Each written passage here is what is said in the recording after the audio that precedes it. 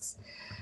Peak rush hour and gridlock zone parking restrictions, ticket tow for abandoned vehicles, 72-hour rule, vehicles displaying recently expired permits within preferential parking districts.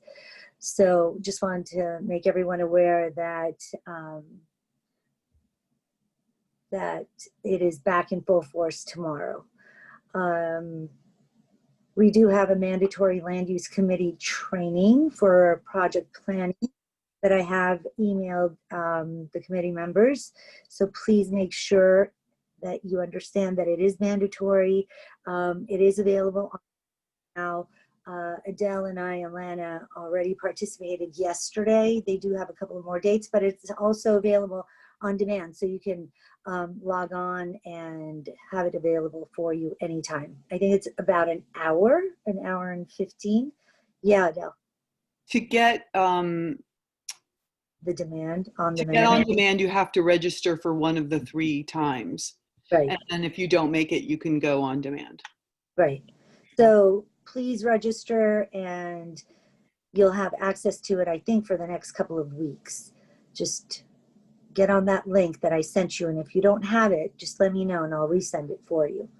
But it's quite informative and really good. So try and participate, please. Also, I have an announcement from our bylaws chair, Nancy Kramer. She'd like to have this announcement out to committee members as well as board members and stakeholders.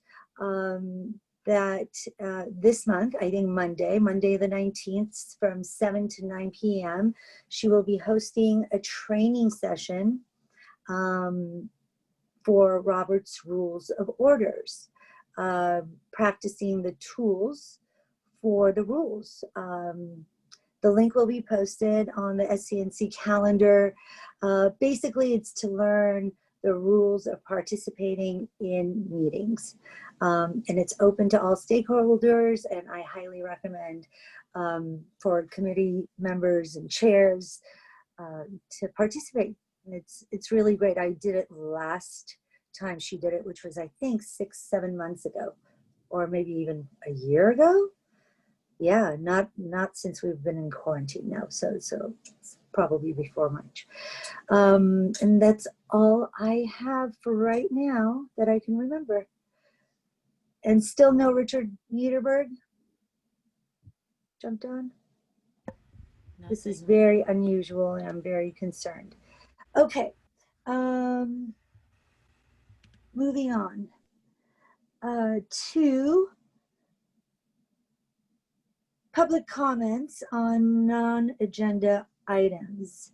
So what I propose is that we take on non-agenda items now, the public comments, and then we're going to go into the presentation for Tokaya Restaurant, and we'll keep public comments for that specifically categorized with that agenda item, and then we'll save everyone who's here for Harvard Westlake for that specific agenda item number 7 as well.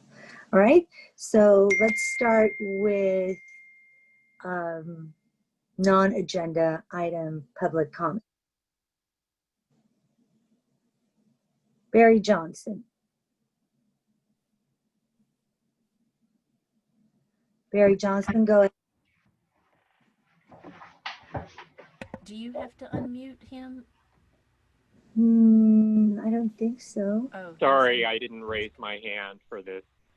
Oh, I see well, your you have it hand. up, so I see it. I'm calling on you. Yeah, I didn't raise my hand for this one. Oh.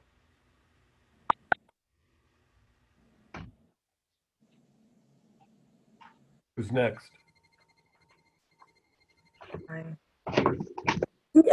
Dean, do you want to go ahead and check the participants with their hands raised and call on them? Can you do that? I'm not seeing too many of them, actually. Okay, let's check. Adele? I can do that for you. Okay. Thank you, I appreciate it. well, Barry's hand is up, but an 842 number is hands raised. Yeah, that's me. I'm Guido Muzzarelli, Okay. and I think the period to be able to raise our opinions as far as Harvard Westlake is concerned should be extended. I'm sorry, say that again? The period to give our opinions on the Harvard Westlake should be extended longer than just 2 weeks on the project. Okay. So, go ahead. I was going to tell him that's a non-agenda item, so you have to wait for that item. Oh, to be sorry. discussed. Okay. I didn't know that. Okay. Let's just wait until we get to item number 7, which is Harvard Westlake, at which point you can go ahead and let us know what your comments are then. Okay? Thanks so much. Great. All right. Appreciate it. Thank you. Anyone else, Adele? No one has their hand raised. All right. So don't have any response to any comments. So moving on to number 6, presentation, discussion, and possible motion for the restaurant Takaya Organica Restaurant. A master plan approval to allow the sale and dispensing of a full line of alcoholic beverages for on-site consumption in conjunction with a new restaurant with 60 indoor seats within a 2,650 square foot interior and 39 outdoor seats on a 615 square foot uncovered outdoor patio with hours of operation from 9 a.m. to 1 a.m. daily in the commercial 1.50, rather, scratch that, dash 1VL dash Rio zone. Case number ZA 2020-4954-MPA and ZA 2020-4955-CE. Address is 12833-12835 Ventura Boulevard, 4218-4230 Coldwater Canyon Avenue, Unit number 360, Studio City, California, 91604. Representative is Valerie Sachs. So go ahead, Valerie. Let us hear from you about this project. Good evening. Excuse me? Good evening. Hopefully you can hear me. My name is Valerie Sachs. I'm with liquorlicense.com, and I'm here on behalf of Takaya Organica. Jillian O'Connor is also here. She is invisible, and if she wants to speak, her mic should be unmuted. I don't know if you guys do that or she does that, just in case she wants to. I can do it. Okay. Hi, Jillian. Hi. So basically, we were here in September along with the master conditional use permit and the other restaurants. And what we had stated at that time was that Takaya actually had scaled down the plans for their particular space.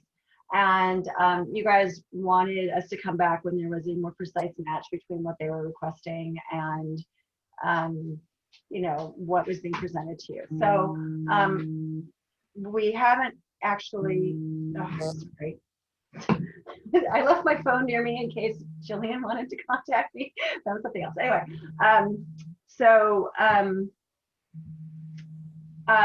yeah, so basically, it hasn't officially been changed yet on the system, but we do have new plans which have been sent to Lisa Contargian, and I guess she distributes them amongst the group. So right now, basically, they are requesting a 2650 square foot interior space with 615 square foot patio, 60 interior sites, and 39 patio seats. Basically, I can't speak today. Takaya Organica is a locally owned and operated modern Mexican style, upscale modern Mexican style restaurant. It is, the first location is in Venice. So it's kind of the sweet spot where they now have 17 locations. So they have enough experience between the various Southern California locations and a handful of locations in Arizona, in the Phoenix area, to know how to you know, basically to know how to manage the restaurants and so forth. But at the same time, it's not some big faceless chain. It's like a homegrown thing. Their offices are in West Hollywood. And basically they offer really delicious food in a like lovely environment. And it's just got their own twist to Mexican food, both from a menu standpoint and in terms of the kind of ingredients and so forth.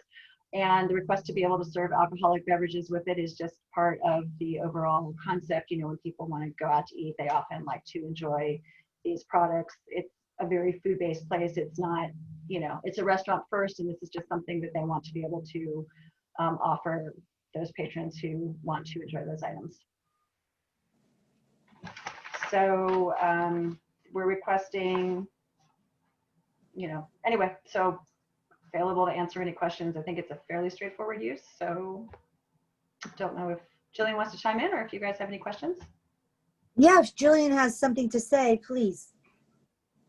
I know we kind of went through it last month, so I don't think I have much to say, but I agree with Valerie. I mean, our alcohol serving, or the percentage of sales of alcohol hover around 4%.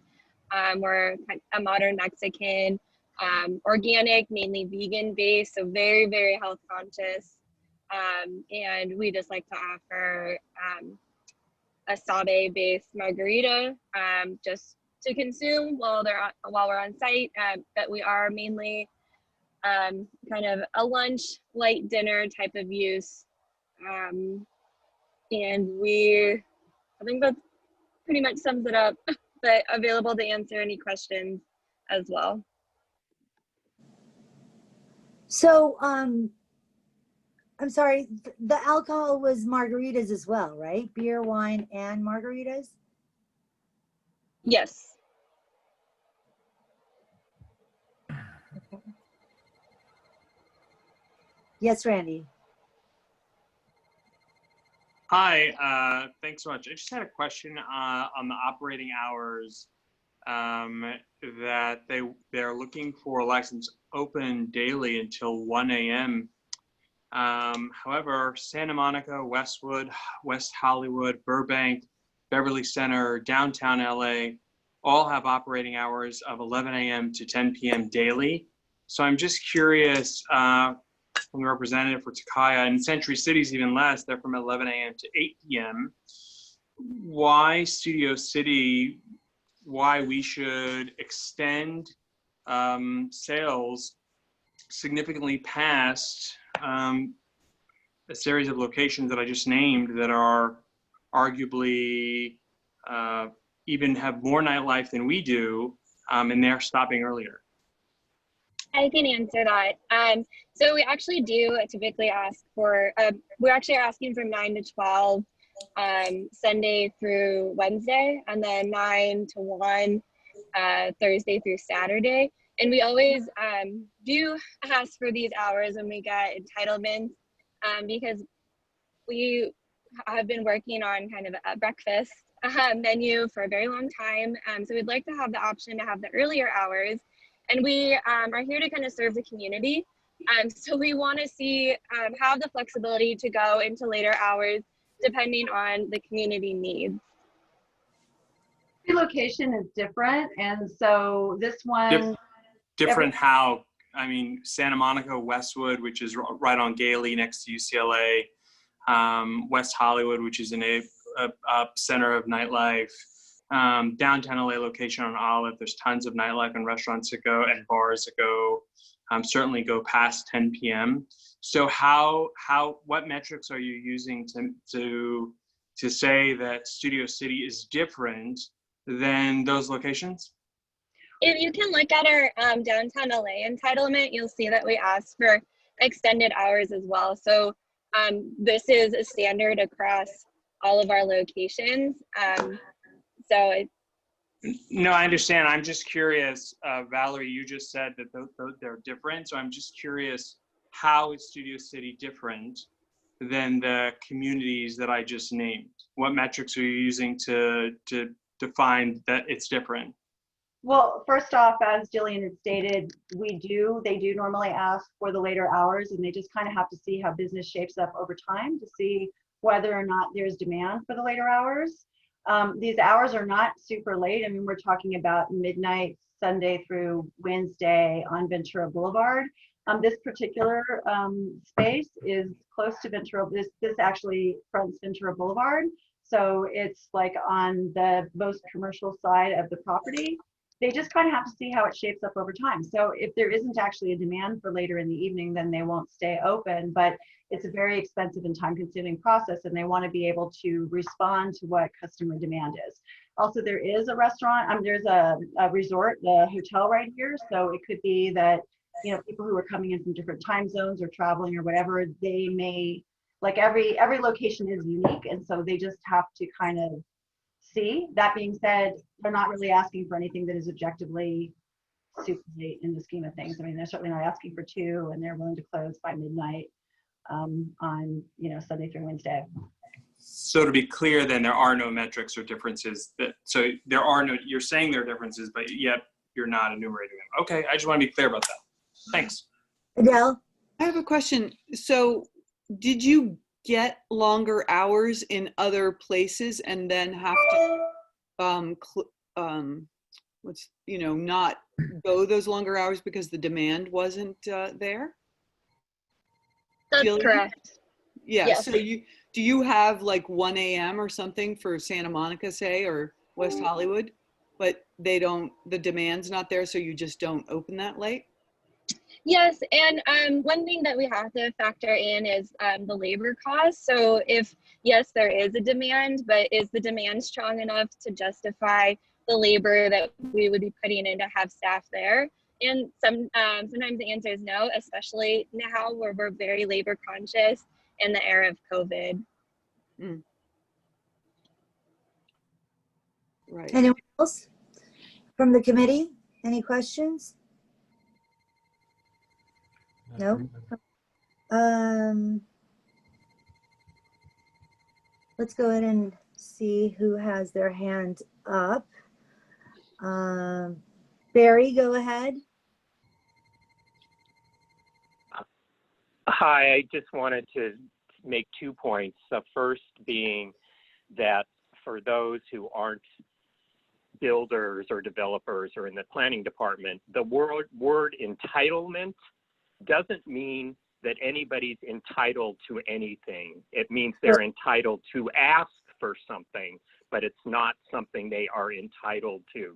So we've heard this word a lot already tonight, and I just want to make sure everyone knows that it doesn't mean that a builder or developer is entitled automatically. It's something they can ask for. And the other thing just is, for a decade or more, our land use committee has had a checklist, maybe a decade ago, and I know the current, probably last 3 land use years have used it often in terms of a checkoff for all the different things that Studio City asks of businesses like this coming into Studio City. And I think it's a wonderful checklist. And I think it should be used again for any of the businesses, restaurants, bars coming into Studio City. And I do think that part of it was hours of operation, and we have always had different hours Sunday through Thursday than we have Friday and Saturday. And I just can't understand why you would allow the same hours 7 days a week. I mean, it's usually been till like 11 p.m. or midnight Sunday through Thursday, and weekends probably 1 a.m. So I highly and beg of you to please go back and use this checklist again. Thank you. Yeah, thank you, Barry, for bringing that to my attention. I'll go ahead and locate it and send it out to all the shops at the Sportsman's Lodge, and make sure that Valerie gets it to pass along to all the storefronts. all the I rest, think in the past, we've made that part of our motion, actually. right? Oh, we were requesting more modest hours from Sunday to Wednesday. So that does seem to be consistent with what I think Barry had said. And also, I guess I'd also like to look at it from the other perspective, which is that you have a locally owned and operated restaurant that they said, it's about 4% of their gross receipts is alcohol. They're very health conscious. They're, innovative. They're very, I don't know if you took a look at what their restaurants look like. They're really beautiful use. They're making a big investment in this area, and there's negatives and positives about every use. And I guess, from my perspective, I think it's important to allow a business, a really reputable, responsible business like this one to have, the flexibility that they believe they need in order to be a success. Great, thank you. 842-200-79812. Who is that? Go ahead and comment. You have your hand up? No? Moving on to BART Note 1. Here, it's Terry Austin. Hi, go ahead. Hi.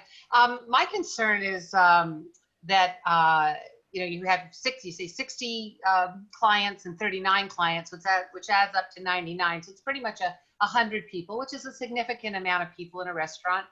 And I don't see why all the restaurants need to be open till 1 o'clock either. And Valerie, you seem to, I get the impression from your presentation that you think we're darn lucky that Takata is coming into our little burg, and that why would we object? Well, we're getting 9 restaurants all at once. And I am concerned that it's going to be really noisy with a lot of people, and that's going to spill over the river wash into and echo into the homes that have already been severely impacted by the years of construction. So I understand that the restaurant is doing well, but on one hand you say, oh, they're doing so well, they know what they're doing, they're really well run. And then on the other hand, you say, well, we're really not sure what we're going to need. So we're going to ask for all, the maximum of what we could get, and then we'll see how it works out for us. And we care about how it works out for our neighborhood. Right. Okay, thank you. Peter Cole. Hi, Valerie, you said, I believe, that the restaurant is towards the front of the property. The problem with this property is that you can be at the front, you could be at the back. It's not, there's no wall to block the sound to the neighbors.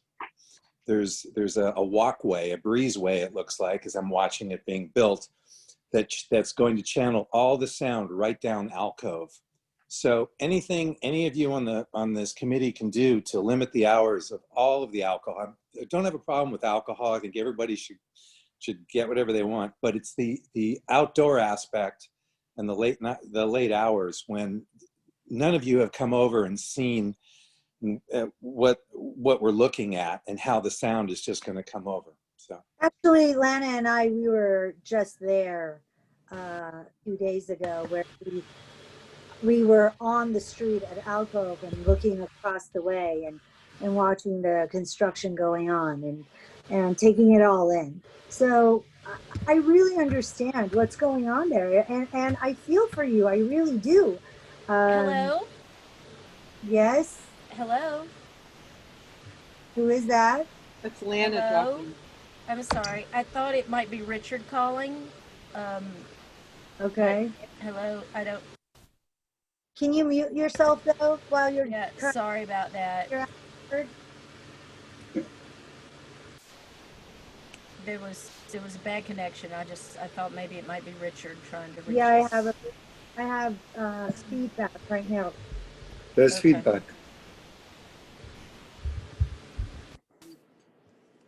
I don't know who that's coming from. It could be. Okay, thank you. So, anyone else? Anyone else with questions? I think that's it. 842, this is your last chance to say something, ask your question. 842, that's me, Guido Mozzarelli, but I was going to wait until Harvard Westlake comes in. Okay, all right, thank you. Thank you. Anyone else from the board have any questions before we move to a motion? So I'll just say briefly, Lisa. Yeah. I am extremely sympathetic to all the comments that have been made by some of the residents and other stakeholders, especially those adjacent to the property. I'm familiar with the restaurant and its other locations, and as a matter of principle, I agree completely that, we are, as was eloquently stated, no one has any entitlement to, come in here and just expect to get everything they're asking for. We make those decisions, we advise. I am, however, very comfortable with what's been proposed, just based on my own anecdotal experience with the other restaurants. This is not a place where anyone is going to go and sit at the bar late and keep doing margaritas until 1 o'clock. It's not the nature of the business. And I'm extremely confident that just wouldn't be how things shake out. So in principle, I completely agree with everything that's been said, and yet simultaneously I'm comfortable with this application. Right. Thank you. Anyone else? Is it possible to make a friendly amendment to push to not go so late? Like say go to 11 and 12 instead of 12 and 1? Is that something you guys would consider? Jillian?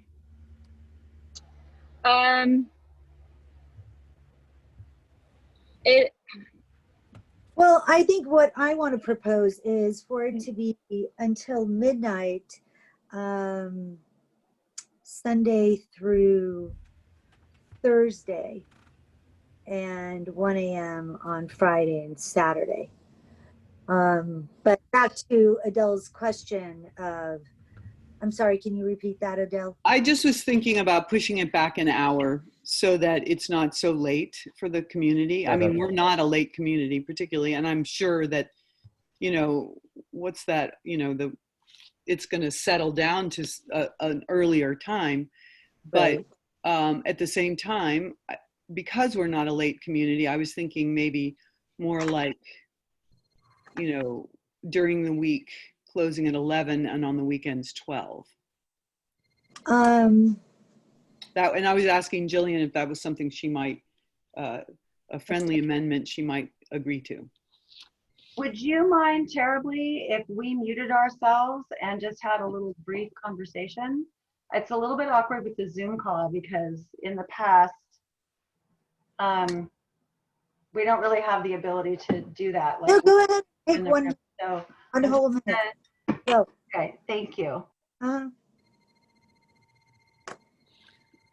Lana, did you hear from Richard at all?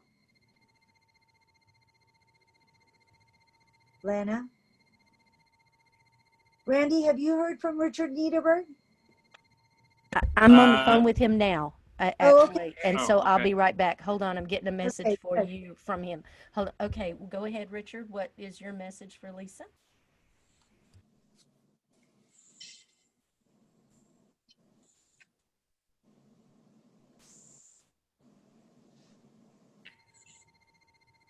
Lisa, I had technical difficulty there. So while I was reconnecting, I assume there sounded like there was a proposed motion.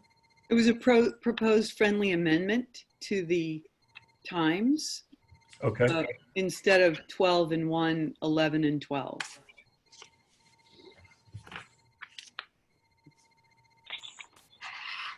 Point of order, we haven't actually heard a motion read yet. No, they're discussing, Valerie and... Yeah, that's why I thought I might have missed a motion. Okay. No.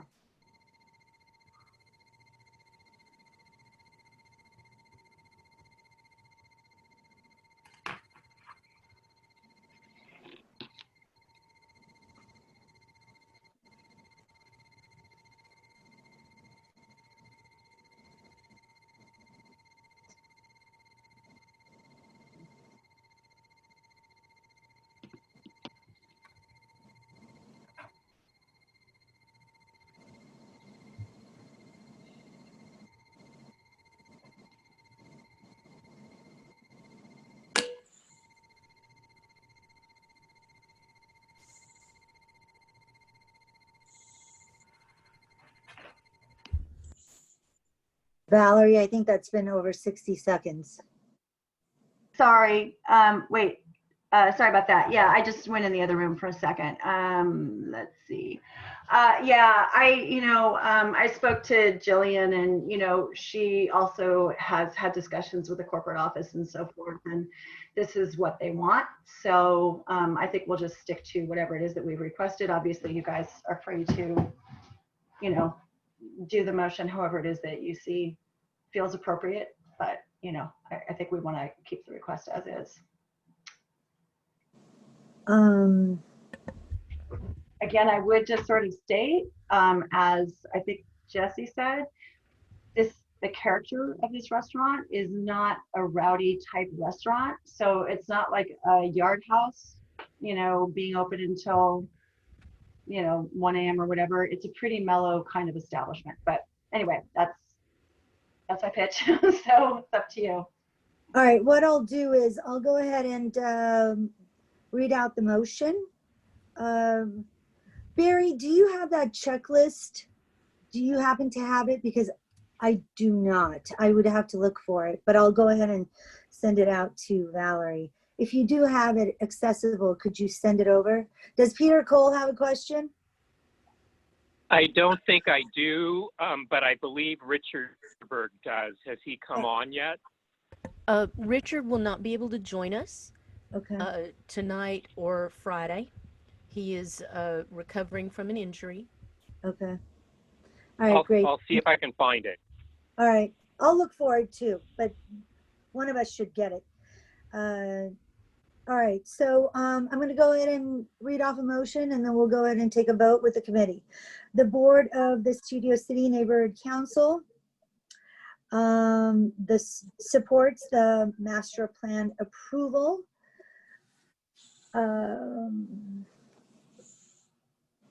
ZA 2020-4954-MPA and ZA 2020-4955-CE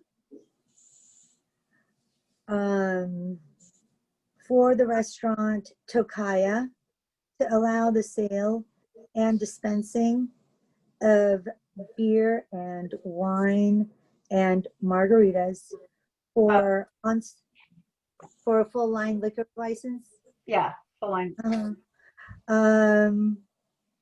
For on-site consumption in conjunction with a new restaurant with 60 indoor seats within a 2,650 square foot interior and 39 outdoor seats on a 615 square foot uncovered outdoor patio with hours of operation from 9 a.m. to midnight, Sunday through Thursday, and 9 a.m. to 1 a.m.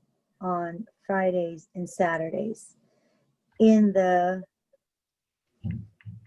C1.5-1VL-Rio zone, address 12833-12835 Ventura Boulevard, 4218-4230 Coldwater Canyon Avenue, Unit 360, Studio City, California 91604.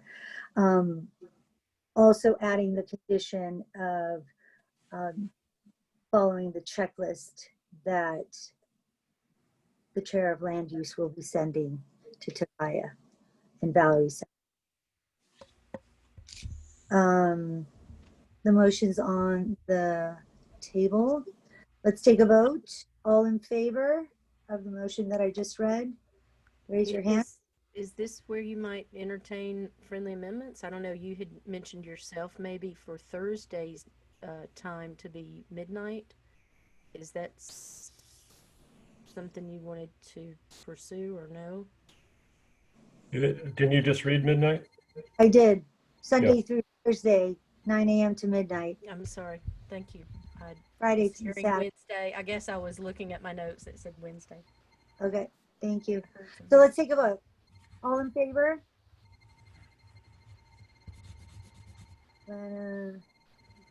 All opposed? 1 opposed, 2 opposed, motion passes. I'll go ahead and send that letter over to you, Valerie. Thank you. Welcome to the neighborhood.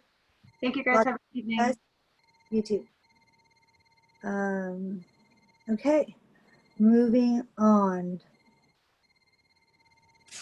to, okay, number 7. Adele, do you want to read that? Sorry, do you want me to read? Number 7?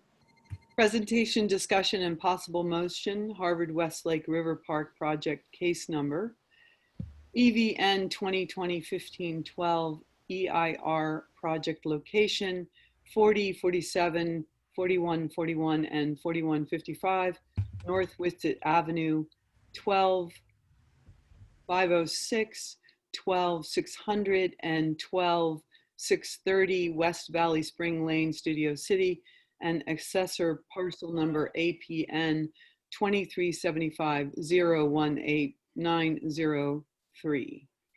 The Harvard Westlake River Park project involves the redevelopment of approximately 16.1 acres, 428 square foot Weddington Golf and Tennis site, and an adjacent approximately 1.1 acre, 47,916 square foot portion of the property along the Los Angeles River, leased from the Los Angeles County, collectively comprising, I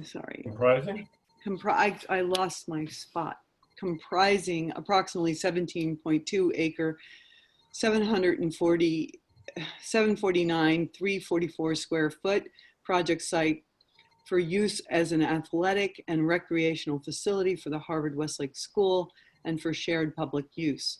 The project would remove the existing golf course and tennis facility to develop 2 athletic fields with bleacher seating, remove the existing golf course, with bleacher seating and 80,249 square foot, 2-story multi-purpose gymnasium with a maximum height of 30 feet, a 52-meter swimming pool with seating, 8 tennis courts with seating, 1 level of below-grade parking and a surface parking lot. The project would include ancillary field buildings, a pool house, a security kiosk, exterior light poles, fencing, and retention of the existing clubhouse structure, putting green, and golf ball ornamental light fixtures. The project would remove 240 of the existing 421 trees and plant 350 new trees. The project would include a 1 million gallon stormwater capture and reuse reuse system for water conservation and treatment purposes. The project would also provide approximately 5.4 acres, 235,244 square feet of publicly accessible open space and landscape trails connecting to the adjacent Zev Yaroslavsky Greenway, Zev Greenway, and would provide on-site landscape areas, water features, and recreational facilities. The project involves off-site improvements to the Valley Heart Drive public right-of-way portions of Zev Greenway adjacent to the project site, and an ADA compliant ramp to provide a pedestrian connection between the Zev Greenway and Coldwater Canyon Avenue northwest of the project site. Project development would require excavation and grading of the project site to a maximum depth of approximately 21 feet below grade and a net cut fill volume of approximately 250 cubic yards. So, thank you, Adele. Those links, I hope everyone perused those links to the initial study that's being provided from the city, as well as how to participate, the notice of preparation of the environmental impact report, and the public scoping meeting. So having said that, before we jump into conversation, how to participate in the virtual public scoping meeting on October 19, 2020, 5:30 p.m. In this meeting, you will learn more about the Harvard-Westlake River Project, ENV-2020-1512-EIR, and have an opportunity to ask questions about the project, as well as provide input as to what environmental topics the environmental impact report of the project should study. For this virtual public scoping meeting, GoToWebinar will be used as a virtual platform. To participate, you will need access to a computer, tablet, or smartphone. Please follow the instructions below to participate. For more detailed instructions, visit the link that I provided for you. And then number one, click the registration link and follow the instructions on how to get yourself, download the GoToWebinar app and get yourself registered. So Lisa, would you like for me to go pull the on, link up to share? Let's see.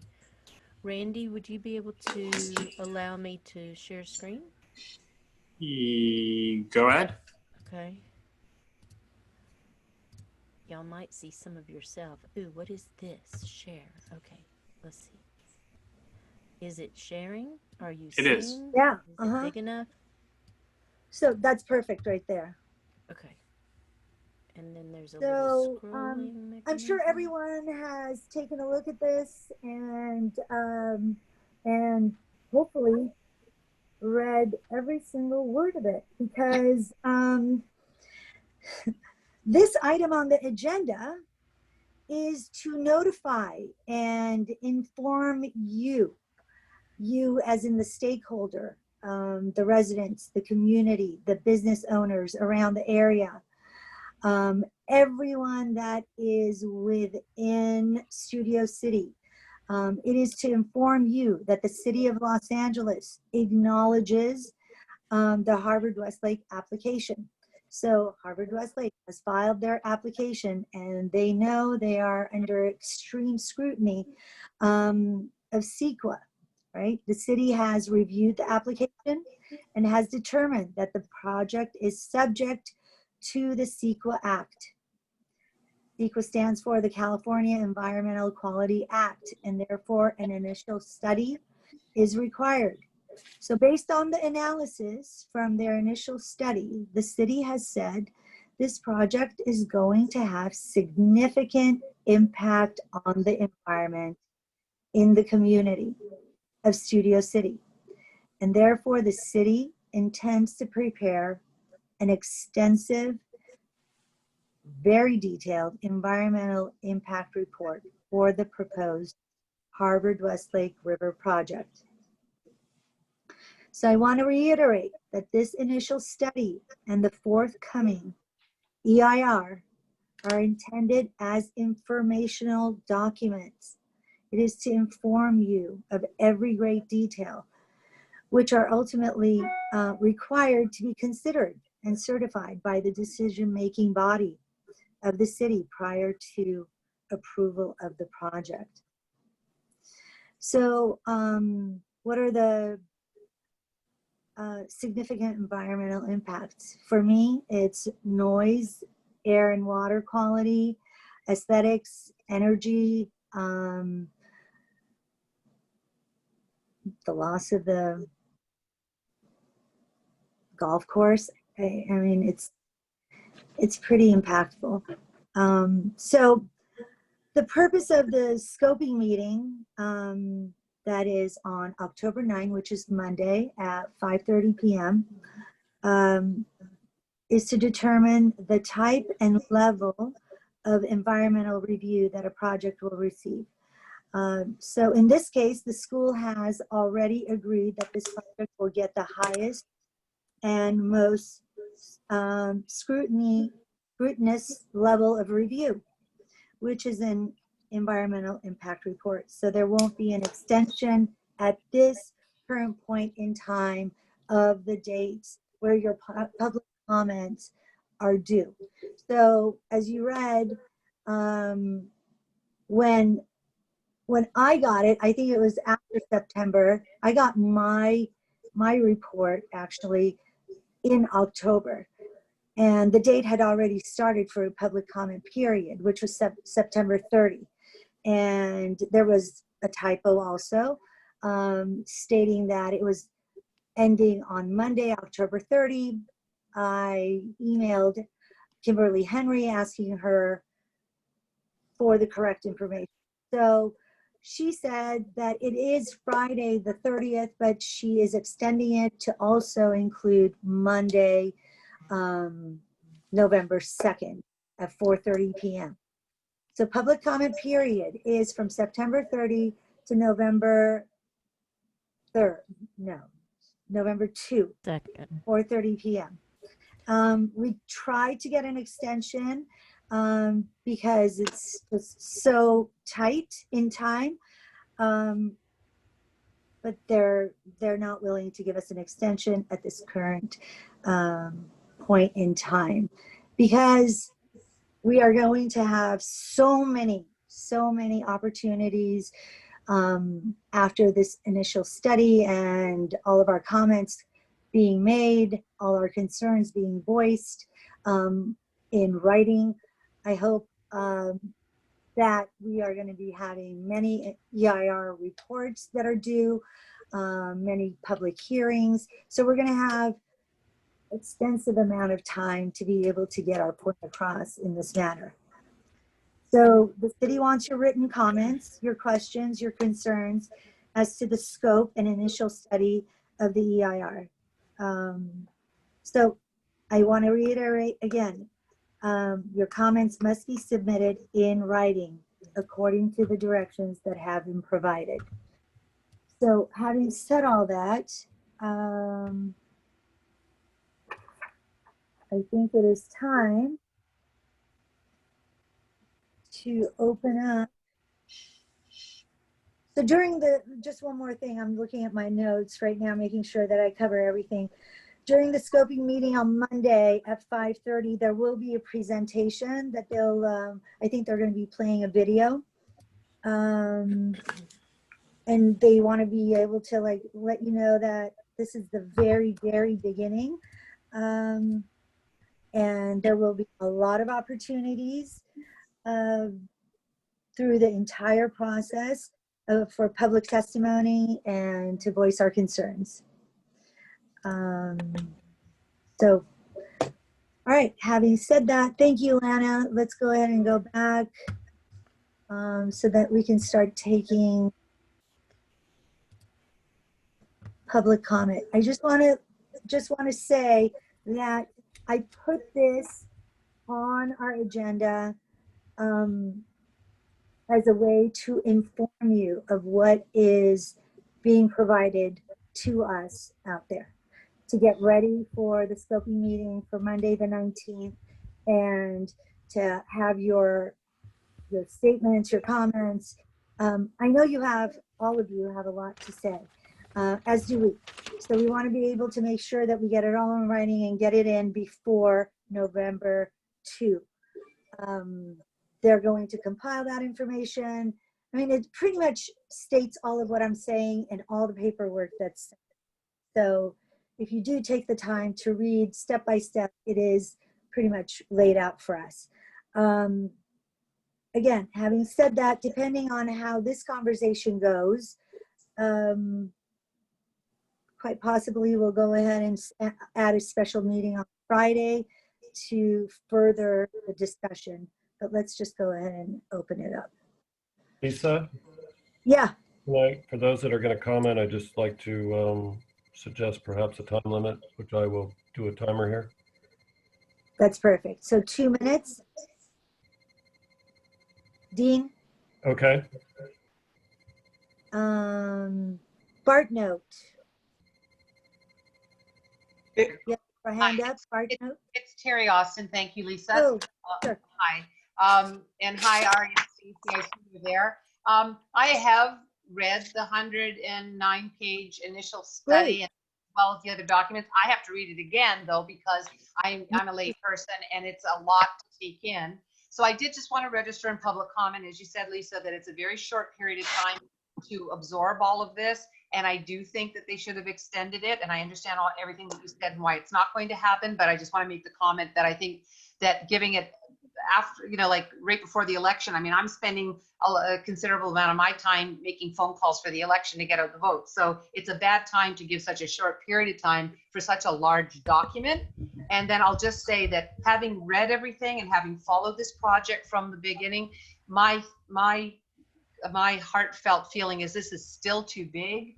And even though Harvard Westlake had all these meetings and they can write that they listened to the community, they may have listened to us, but they did not hear us, because what they proposed in their NOP, even though there's some small changes, there's also additions of bleacher seats. So to me, the project is too egregiously large for our very quiet, tranquil community. That's it. Thank you. And thank you for that. I know you've been with this project and very passionate about it since day one. And having your voice heard is so important to me, and I know it is to the community as well, and to the committee. Thank you for taking the time to read it. I have read it through myself. I mean, I'm redlining, I'm pink highlighting, and I'm gonna have to read it all over again. It's a lot to take in, and yes, it is a short amount of time. And, but as I was told, we are gonna have ample amount of time, many opportunities over the, I think, a couple of years, to keep voicing our opinion. So next, Barry Johnson. Barry Johnson, go ahead. Hi, I was just going to say, for those who think they can't write something before the end of the month, this, like Lisa said, this is just the beginning. There will be a draft EIR that comes out, and you will have much more than 30 days to comment on it. It could be thousands of pages, but you will then have another chance to comment.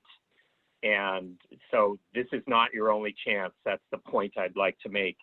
And I would like to see if we could call on our two Harvard Westlake representatives on the screen. I'm just curious to know if you can give us a rough estimate of when our community can expect the DEIR. Thank you. Not to put them on the spot or anything, but Stacy? Well, rough estimate. Right. No, I got you. I want to know too. Hi, Lisa, can you hear me? I can. We all Hi. can. So if you could answer. I don't have an answer to that, but I was going to defer to Ari if he's still here. I'm here. Hi, everybody. I don't have an answer to that question either, but I'm happy to try to get it for you, Lisa, and you can circulate it back to the members of the committee and those who are in attendance. I don't know if we actually have a clear schedule yet for when the DIR will be produced. I think some of it is subject to the scoping meeting itself. I think so too. But as soon as you can get that to us, Ari, that would be great. That way I can distribute it. Sure thing.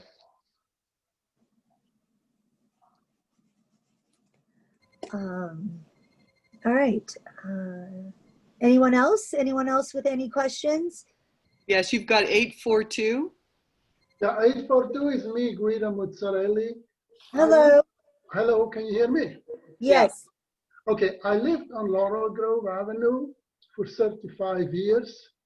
I can hear noises from Rocco's Tavern when there is a liquor game going on. This project to me is just too big. It's just too much for my neighborhood. I live 3 blocks away from it. And I just think the whole project is egregious in a small, tiny neighborhood like this. Right. I just wanted to Yeah. know. Yes, thank you. I completely understand. It is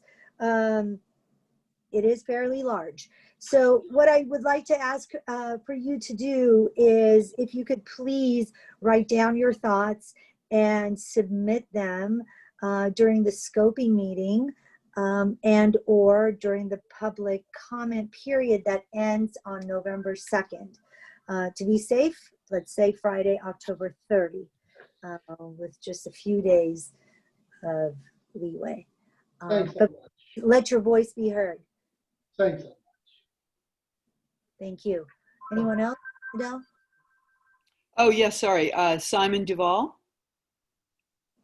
Yes, when can we expect the project to start? Actually, the construction to start? Not for years. Can you give me an idea? Because as a real estate broker, I'm getting a lot of these questions. I wish we could tell you. So we'll start with the scoping meeting on Monday.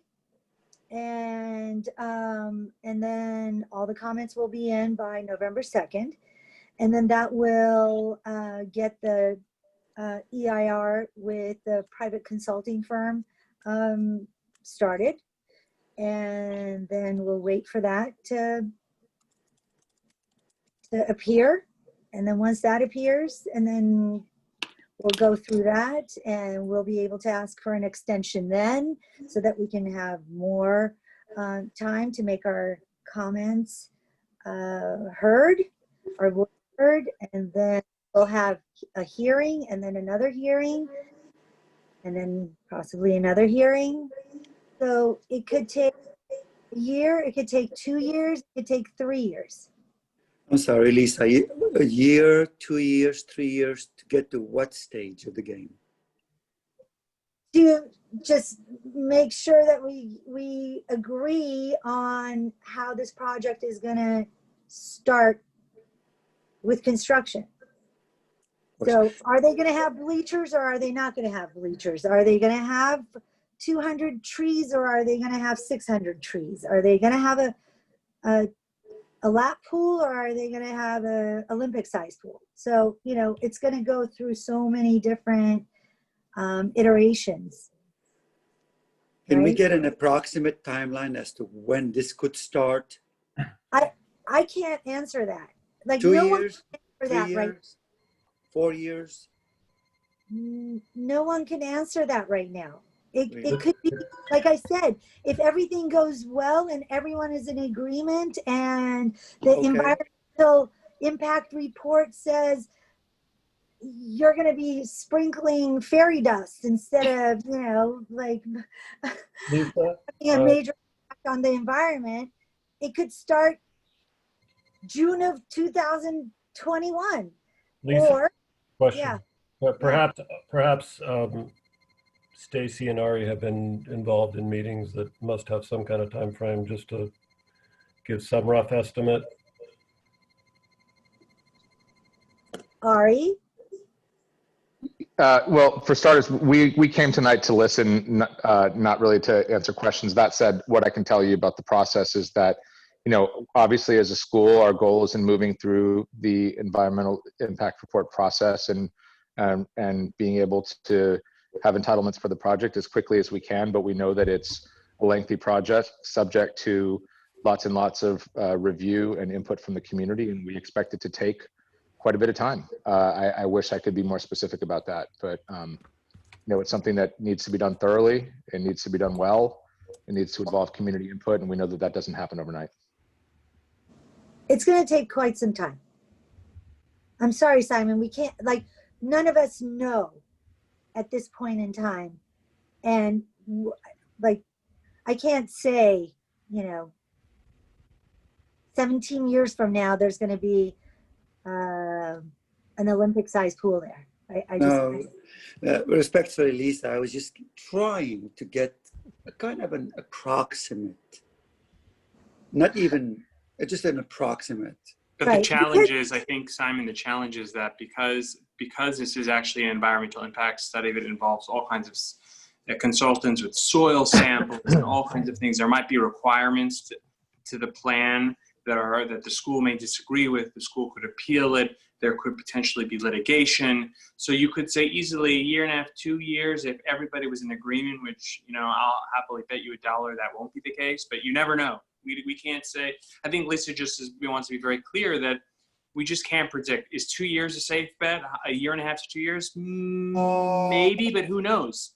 Who knows? I think it's very feasible. There's too many moving parts. And so I think first is the scoping meeting. If you want, read the 108 pages, see what people are saying, see what the specialists that know far more than our committee knows, frankly, because they're the experts, and go from there.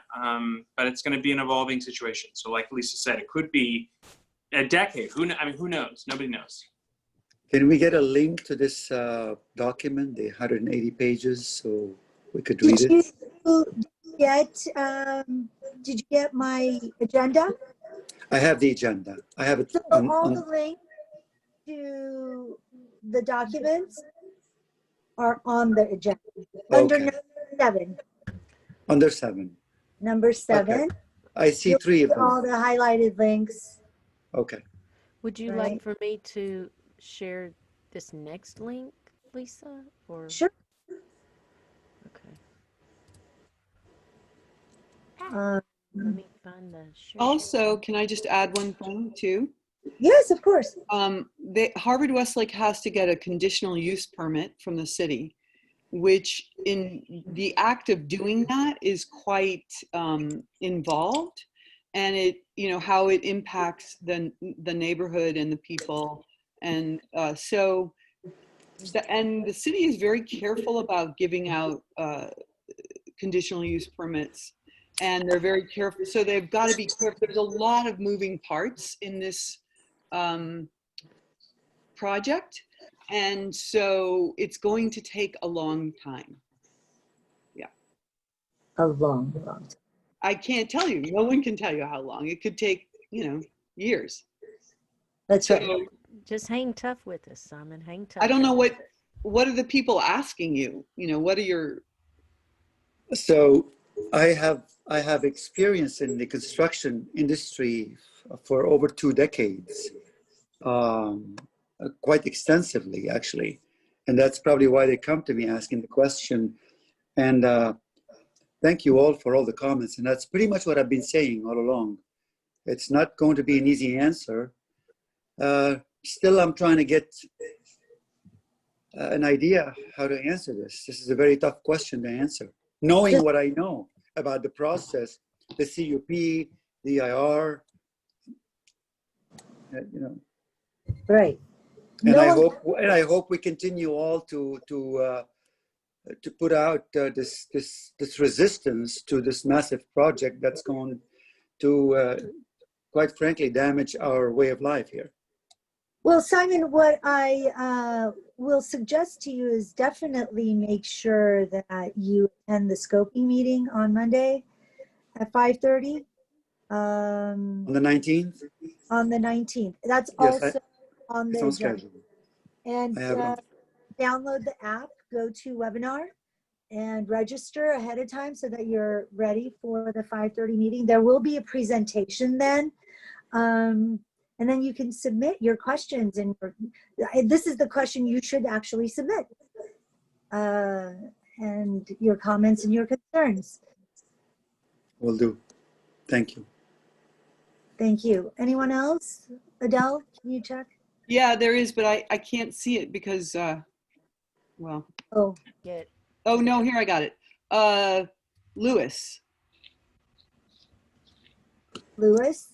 Yes, good evening, everybody. Hello. So much to talk about, but let me maybe telescope it into one simple question. Okay. Since Sportsman's is very close by, already earlier, how can the community be assured that this all-important EIR is done after, only after the sportsman's development is 100% occupied and operational. Otherwise, it seems to me that the results of the EIR would be truly inaccurate and invalid. And it almost seems like just the right thing to do, given all of this. Right. So I asked the same question, and the answer I received is that so the city has the shops at the Sportsman's Lawn EIR. So they can basically work off of that instead of having to wait for Sportsman's to open and operate and so forth. This is the answer I received, is that they will be working with their EIR. Well, wouldn't it seem that given we're in the middle of a pandemic, that traffic changes and so many other components to are not going to be reflected in that original EIR for sportsmen? But wouldn't the original EIR have more of a traffic impact report as opposed to during a pandemic? There aren't that many people on the road. This just occurred to me. I'm not trying to play devil's advocate. I'm just like, wouldn't it though? At the same time, if it's done during the next several months and we have a pandemic affected traffic flow that is lower, wouldn't that also be inaccurate? Oh, you're saying for the Harvard Westlake. Yeah, very good question. And again, one that would be perfect to submit for the scoping meeting and the public comment period. Please submit your questions in writing. Will do. Thank you so much. Thank you. Very good question, by the way. Peter Cole? Hey there. Can you hear me? Yes. Yeah. Back in January, there was a letter that Councilman Krikorian sent to Harvard Westlake, specifically to Richard Commons, for, I guess, his requests. And I noticed in that letter, it said under public benefit was to build an ADA accessible ramp on the north side of the river up to Coldwater. Right.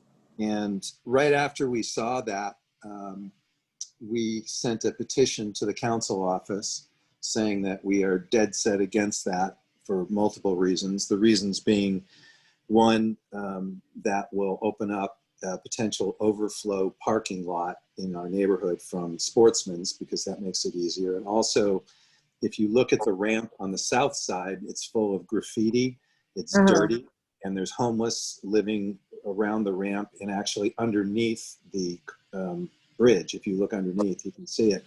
So we don't want that on our side of the river. So we're in the process of preparing another petition to send out, expressing our concerns about that. Also, we had coffee, Patrice and I had coffee with Ari and Stacy and discussed this, and Ari also sided with us on this. And technically it was tea actually I had, but that's immaterial. Anyway, lots of other comments, but I'll save them for later. Thank you. Well, I find this very, very refreshing that you and Ari actually agreed on something, and that makes me very hopeful and happy. So I'm glad for that. Thank you for that, and we'll definitely let Councilman Krikorian's office know about the ramp, but also please submit your comment during the period by October 30th. Would appreciate that. Anyone else? Rich Neer? Yeah. Hi. Hi. I represent a lot of tennis players and tennis professionals. Mm-hmm. And so I am concerned with the number of tennis courts that we have currently, the number of tennis courts that we were supposed to be having when this whole construction is over, and of course the number of tennis courts that are not available to us during the construction. Yeah. I'm not so much concerned about the other things, although I don't want to sound that I don't care about golf and about the noise and the environment. I do, but for me, it's the only area I know something about and I am concerned with is tennis. So I started a petition. And we are getting a lot of signatures on this petition. I want to submit it to Kimberly Henry, and I wanted to ask Lisa, when is the last date we can submit that?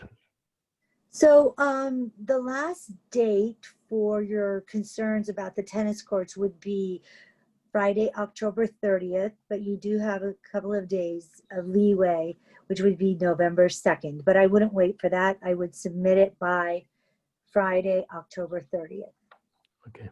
And that would be going straight to Kimberly Henry. And by the way, anyone who has any questions ahead of time or any while you're going through this 109 pages, I think it is 117 pages, and if you have a question about something and you don't understand it, you can definitely email Kimberly Henry about it.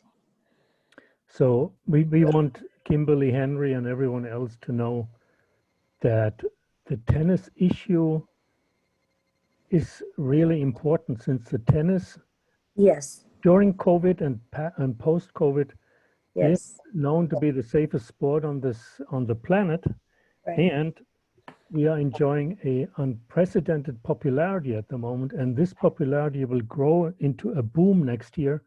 Everyone knows that. And everyone is concerned about the fact that we don't have enough courts. Right. All right. Well, thank you. Thank you. Especially having watched Nadal on Sunday. Right. That was such a good game. All right. Moving on. Anyone else? Next. Patrice Berlin. Patrice. Hello. Hi. Hi there. So not to take up too much time, but just to reiterate what Peter spoke about the ramp. So I'd like to know, if possible, after that meeting we had with Ari and Stacy, where they were not in favor of this ramp, and I was really surprised to see that it was on this last report or whatever. So it's going to, I mean, we're working on it, but for us during COVID to walk the neighborhoods and to speak with people, it's a task for us. And I'd really like to hear, and I'll do it, we'll do it if that's what it's going to take, but we'd really like to hear if something's changed from them or what their thoughts are on this. Thank you. Their thoughts, meaning Councilman's office thoughts? No, Ari, I mean, we know the councilman, the councilman requested this in January, but I'm just curious why it's even still on there if Ari and Stacy weren't in favor of it when we met with them. It's a big concern for our neighborhood right now, especially with everything going on with the homeless and with the parking at Sportsman's, et cetera, et cetera.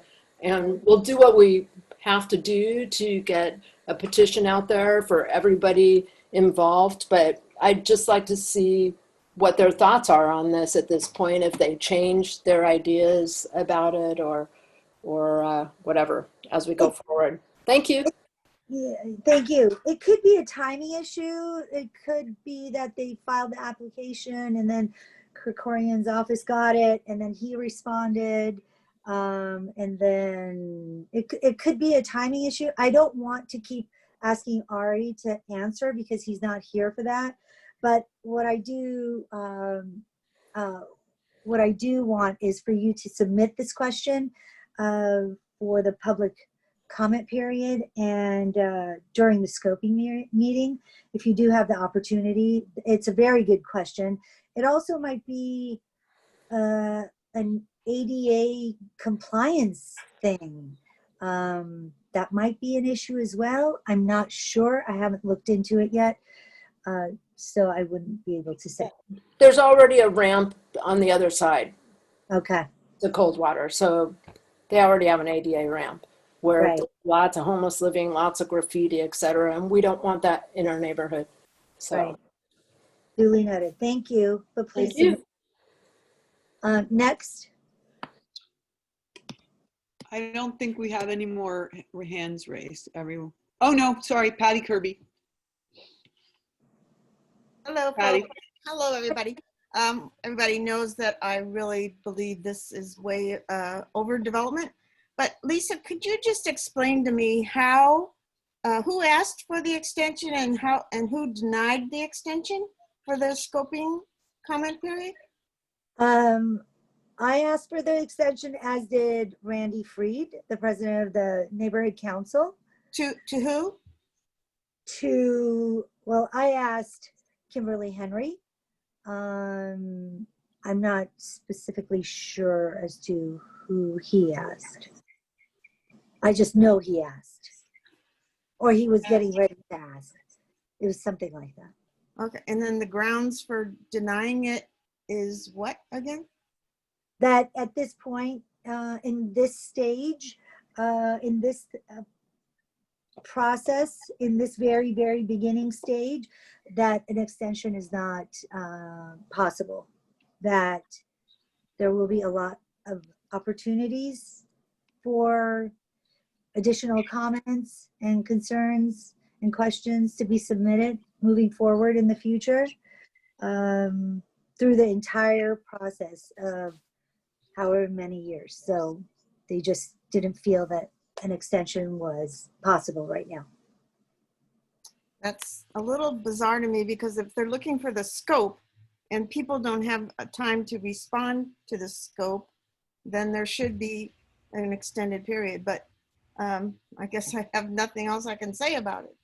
I know, I'm sorry. I wish I had more for you. And you can definitely ask this question during the scoping meeting on Monday. Will do. Thank you. Thank you.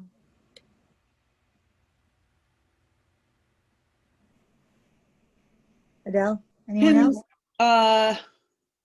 No. No. Is Randy here?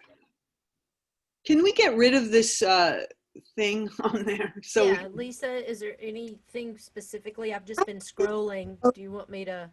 No, I think stop the we're share? good. I think everyone's got it now. Okay. Great. Thank you so much. Sure. Thank you, Adele, for. Yeah, no problem. I have a question about the petitioning for an extension. I mean, because we got it so late, that was the first I've seen of that 109 pages. It's a lot to read and to digest and to figure out what you want to say. And because of that delay, could we even get a 60? And because of COVID and because of, which is why you got delayed, and because of the election and because of getting the word out to the stakeholders, I don't, I think they haven't, a lot of people haven't heard about it. So I wonder if we could get even just a 60-day, could we make that request? I tried. You tried? I tried. Yeah. What I will say is that you participate in the scoping meeting, as I am on Monday, and ask this question over and over. And what about asking Paul Kokorian if he would step in and say, give us an extension? Well, I spoke to his office about it, and I pretty much got a flat out no. Okay. All right. Well, because he's the one who can make it happen. Right. I'm sorry about that. So, can I just talk about something? Yes, of course. Yeah. I was wondering, what if we created an ad hoc committee that Well, would, that's where I'm going. okay, so we're great minds. Yeah. So my thought was to include members of, because there, you know, this project involves safety. No, I know. And I was talking about, I mean, I've been thinking about it and talking about it. What I would like is for an ad hoc committee with stakeholders, and I think if you would like to lead, I think it would be a good thing to be doing. And I think you should include Patty Kirby, Patrice Berlin, Peter Cole,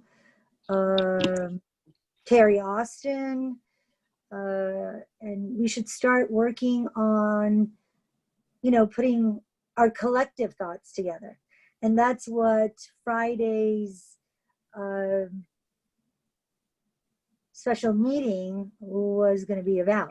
That's why I was kind of like trying to see, remember how I sent you the text today and I said, this, depending on how this meeting was going to go, that I was going to plan on.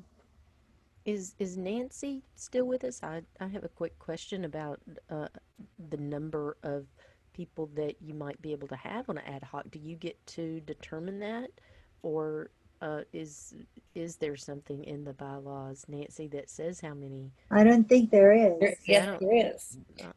At the ad hoc committee, is Randy still on? You can have as many as are required to get the job done, but you may not have any board members on it. That's right. So no board members, and then they don't have to follow Brown Act procedures, and as many as you need, but they can't take action. They have to come back to the committee to take action. But can't there be a board member and follow the Brown Act? This is where we get a little tricky officially. I have my notebook right here.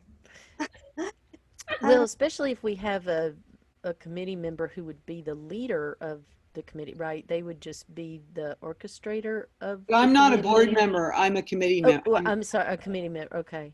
So it doesn't. So let me right? just read this. Ad hoc or temporary committees created by your neighborhood council or committee are normally not subject to the Brown Act. Generally, a temporary committee is designed to address a specific issue for a limited time, as long as the committee is made up of only less than a majority of your neighborhood council board members.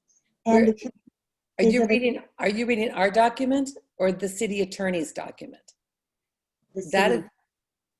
Which one? The city attorney's. The city attorneys? Okay. Because there's different conversations, which is why I wanted to remove it from our, because there's conflicting opinions about it. Randy on here? Still Randy? But can I finish this? However, if you include any non-board member on a temporary committee, the Brown Act provisions will apply. However, standing committees and temporary committees that are subject to the provisions of the Act do not need to establish a regular time and a place for their meetings. I would suggest that you don't have that. You have committee members, but not board members, and we're safe then. And not that the committee is a committee member and not a board member. Exactly. Because I was going to ask Jesse, but then he's a board member, and again, not that you can't have a voice or participate as a stakeholder, but it's not. The idea is you're not taking any action. All they can do is research and get people's information to people, and do the research and bring it back to the committee. Right, and the more people we would have involved, the better. That's right. Right. In this instance, I think.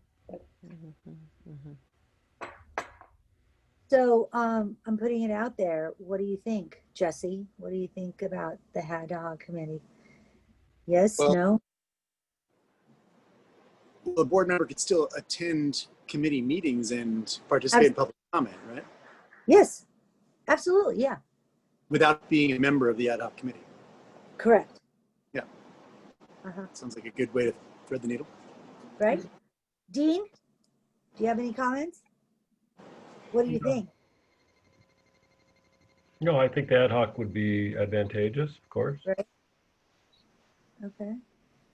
I have another clarifying question for Nancy.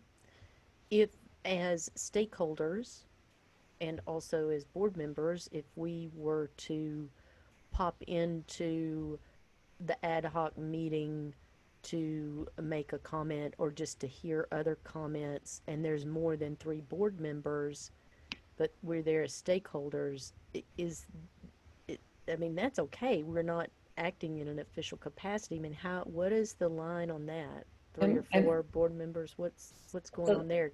So that's about standing committees, that question is. And that's why when I'm attending this committee, I'm not participating because I would make you go over on your amount. Sure, sure. So that's a standing committee issue in our bylaws. It is only standing committee, not applicable to ad hoc. Okay. It's not related to ad hoc. Yeah. Great. Thank you. So I think it's a great. Over 4, not 3.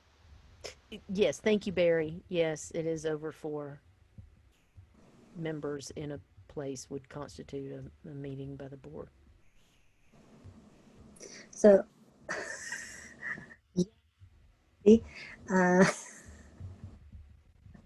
hi, Randy. You want to unmute yourself? Do you have something to say? I feel weird because I coming back into it, so I missed the conversation. No, I was just gonna say as it relates, you're still on Harvard Westlake, I'm assuming. I feel like a Schmendrick. I'm just coming back to the conversation. Exist in Studio City? What? Does anything else exist in Studio City? Project for Greenpeace Sportsman Winston Pod. and Coldwater Canyon? No. Randy, Sure. can I update you? I was looking for your response in the establishing of an ad hoc committee to specifically address this issue. What I told them is that they may not have a board member on it, and it's just stakeholders on it. They can meet, but they don't have to follow the Brown Act and as many people as they need to effectively get the results they want from the committee. Is that what you understand? Are we on the same page? Yes, that is what you mean in terms of the NOP? The rules of an ad hoc and the and all that. Yes, this is what I understand as well. So I'm happy to be. I'm happy if I'm wrong. I'll do more homework, but I think yes, I'm on the same page with you, and I think that's how I understand it. What I was going to say in terms of Harvard Westlake, or then let me just see if. Just taking a quick look-see. It looks like they may have already left. I will say, I guess, just to go on the record for stakeholders that in terms of Harvard Westlake putting out a notice for planning dated September 30th, starting September 30th, that I am in complete agreement with our committee chair that it's awkward to get a notice for planning. You know, I too got it in October, there will be many opportunities for comment, and I encourage everyone to, as Lisa said, click on the link, send by email, send by regular mail to comment. And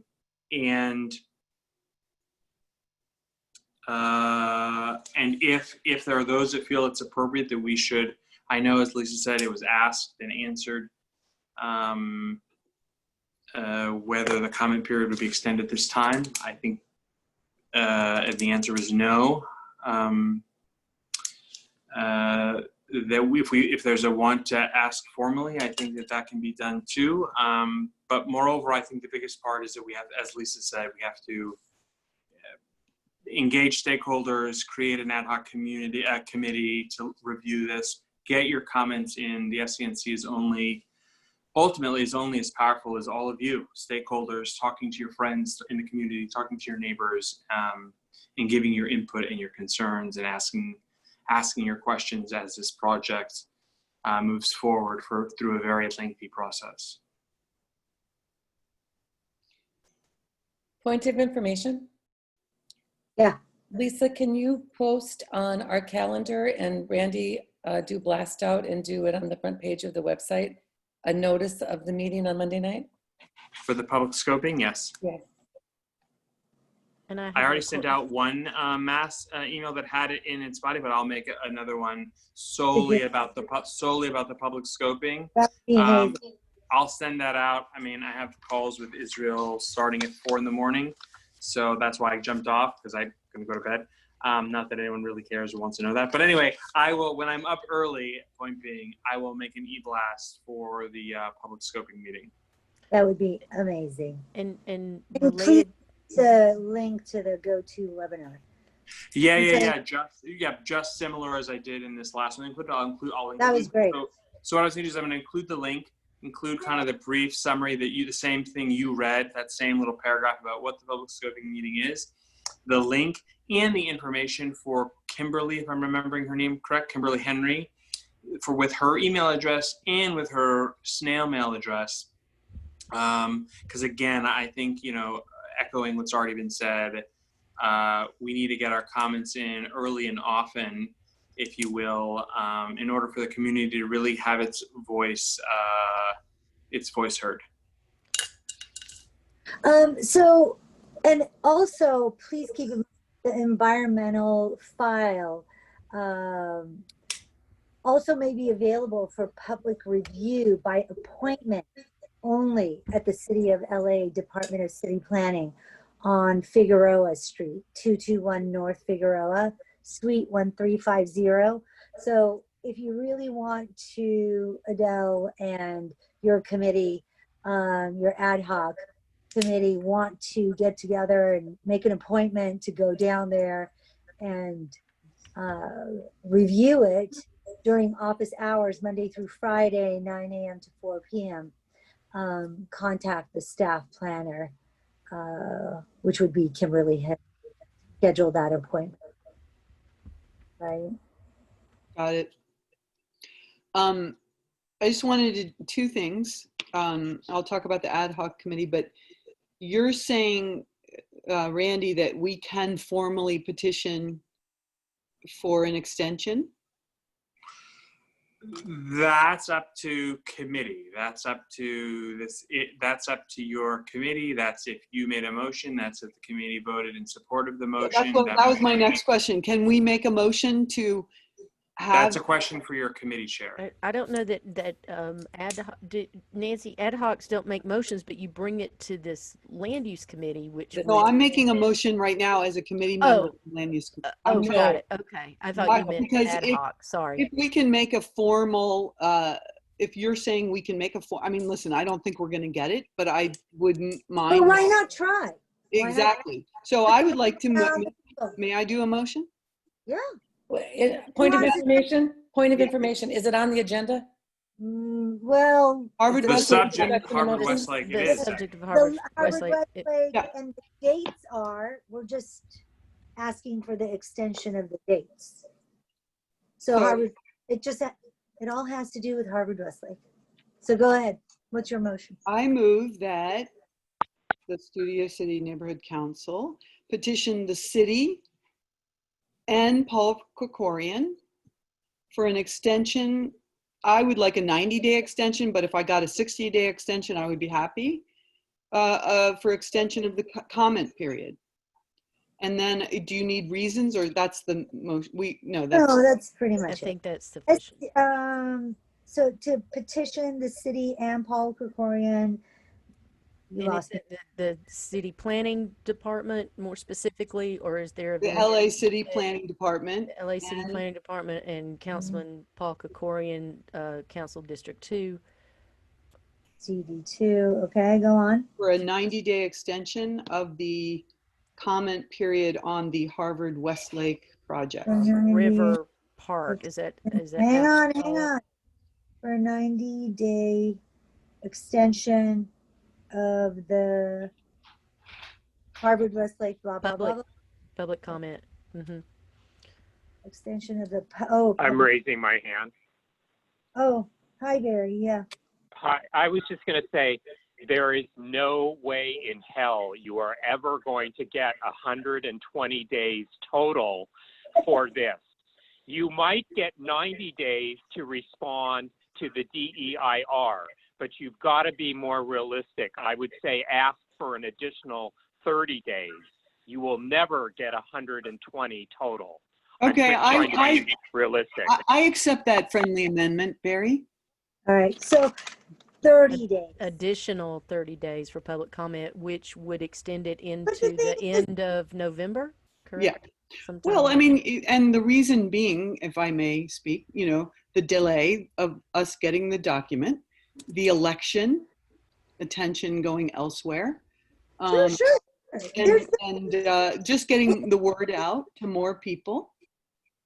I don't think we can change the scoping meeting. I think that's set. No, that's because the truth is that, remember that this motion, if it passes committee, this motion then has to go to the board meeting, and the board meeting is after the scoping meeting. So yeah. Right, got it. And that November 30 date, which is the last day in November, is on a Monday. At least it is a work day. It's not ending on a Friday or anything. It would give the weekend for people to formally. Okay. Do I have a second on that motion? Second. Lana? Yes, second. All right.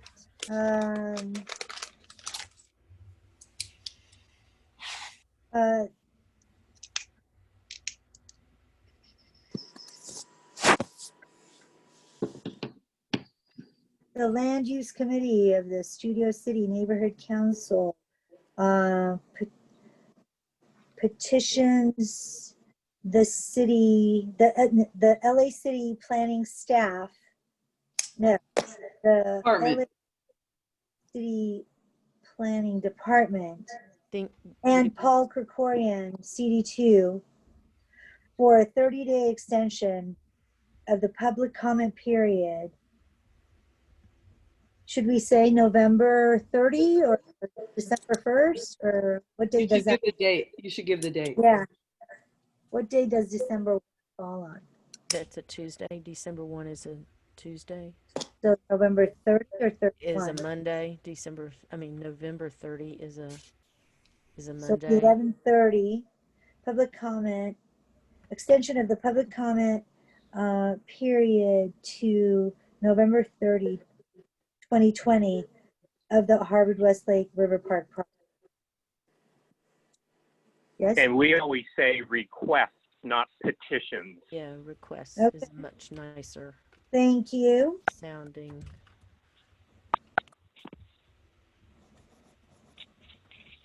Thank you for that. Requests that the city, okay. Point of order? Yeah. Oh, never mind. I'll do it later after we vote. Never mind. Do you need me to read it again, or do we have? No, I got it. All right. Let's take a vote. Everyone in favor? Aye. Yes. Unanimous. Motion passes. This will be on the next Wednesday's board agenda for the board to vote. Okay. All right. Anyone else? Moving on. So my point of order is, do we need, can you just create an ad hoc committee, or do you need to make a motion to do that? No, we can just create it. Okay. I'm going to go to Nancy, I'm going to go to your Robert's Rules of Order so I know the answers to those questions. Well, yeah, you should. It's really good. She's very good. I can't wait. Yeah. Is it at the same time as it's about an hour later than the scoping meeting? Is that right? Yeah, the scoping meeting starts at 5:30. Hers starts at 7. Just come afterwards whenever it ends. Okay. Yeah. Anyone else? Any other questions? Lana, did you have a question? I did not. Sorry, I was the It's okay. head scratcher. Dean? I'm Question? good. Yep. Checking for Rich Nair, Patrice Berlin. Do any of you have questions? Because your head. Yes, Adele. Sorry. I wanted anybody who's on this call who would like to be on the ad hoc committee to let me know. How can they reach you? What's your email address? My name is Adele, Adele. Last name is Slaughter, Slaugchter, @mac.com. Fantastic. All right. Anyone else? Well, that went well. Comments from members on subject matters within the committee jurisdiction. Anybody? Jesse, do you have any thoughts, comments? Nothing further. Dean? Lana? Nothing for me, thank you. Del? No, I'm good. All right, well, I will talk to Adele about your ad hoc. Stay tuned for more. I thought this was very productive, very, very cordial. Thank you for that. I really appreciate it. I think we covered a lot of ground and made it known that we need to participate. We need to have our voice heard in this matter. And I think we're going to do it every step of the way and do a really good job. All right. And on that note, I move to adjourn. Do I have a second? Second.